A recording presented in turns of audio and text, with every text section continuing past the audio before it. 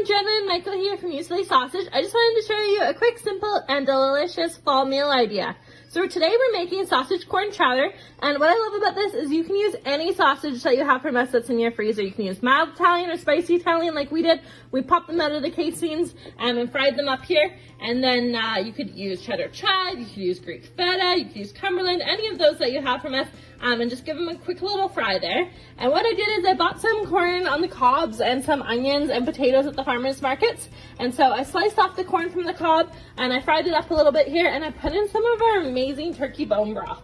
And so I just had that simmering for a little bit, and so now all I'm going to do is put in my diced potato and diced onion and then some more bone broth and the sausage meat into my soup, and then we're almost going to be done, so we're going to do that right now. And then after that, all you gotta do is add some sort of creamy agent. So today we're gonna use evaporated milk. You could use regular cream. Some people even just use regular milk. So whatever works for you. So we got our sausage meat dumping into our bone broth there. Beautiful, beautiful. And then I'm gonna dump, I have 4 potatoes here.